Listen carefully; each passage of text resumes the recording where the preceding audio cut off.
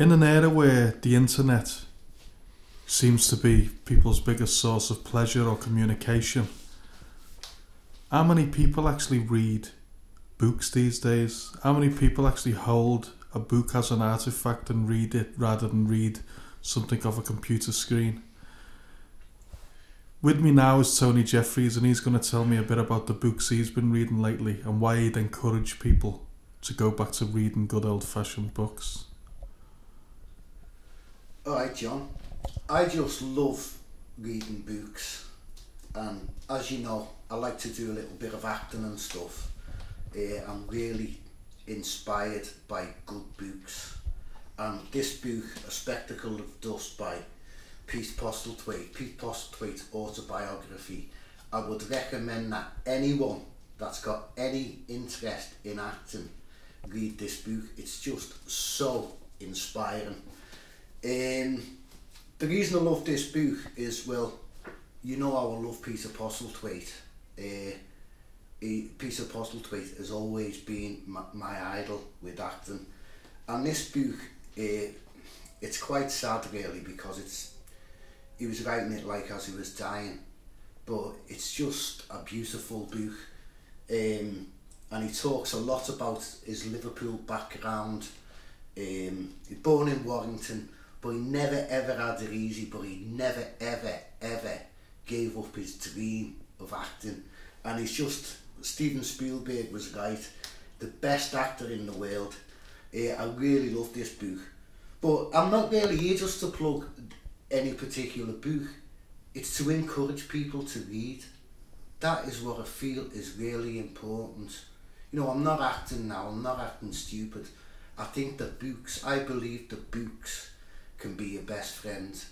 You know, you can always have a book, and I would just encourage people to go to the library and read books. Do you use books as a form of escapism? Well, I think I must spend 80% of my time on my own. That's just the way things are, and books are just my best friends. I just love reading, and I just want to encourage people, if I can, to read books. Yeah, I escape into books, and a book can just take you where the internet will never take you.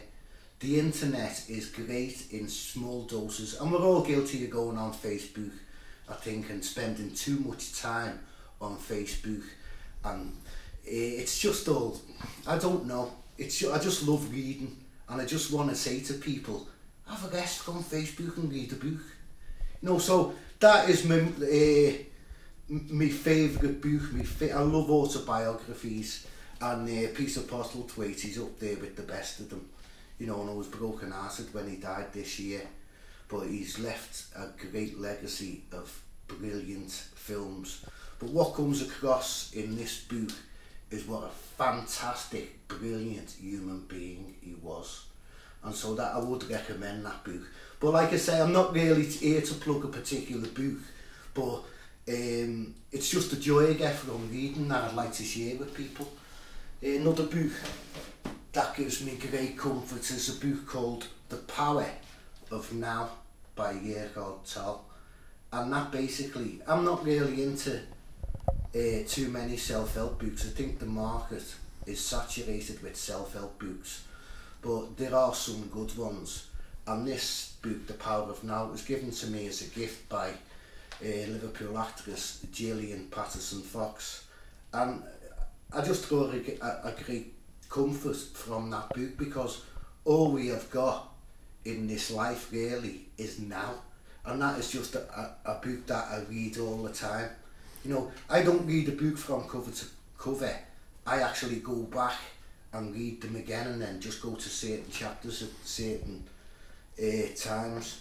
Would you say The Power of Now has had any influence on the way you live your life? Yeah, very much so, yeah. But what I'll say is, you know, like most people that like the arts, music and acting, I do suffer from a lot of anxiety and panic attacks and stuff like that. But the likes of that does make you realise the only time that you've got any control of your life is in the here and now. So that is another great book. Like I say, I'm not I've got no axe to grind about any of these books. I'm not telling people to go out and buy the books that I'm talking about. I just want to encourage people to go to the library and read books. So that was a great book, Year Card Tell, which was given to me by the actress Gillian Patterson Fox when I was going through a bad time. So I'm always grateful to Gillian for that, and it's a brilliant book.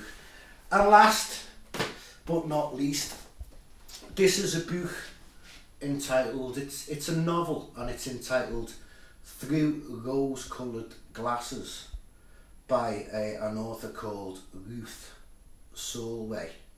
And it really is, it's an inspirational read for anyone that dares to dream. But what I love about this book is it's great to go for your dreams and your ambitions, but what you will get is you will get people, once they know your dreams and ambitions, they will manipulate you. So there's many sharks out there, no matter what your dreams are, or whatever your goals are in life, and it's good to go for your dreams, but there are people out there, once they know your dreams, they will manipulate you. So that is a brilliant book entitled Through Rose-Coloured Glasses by Ruth Solway. And again, it's just an excellent read, and it opened my eyes about the way people can manipulate people who have got dreams and goals. And it's just fantastic. I think anyone with any ambition, they would enjoy that book.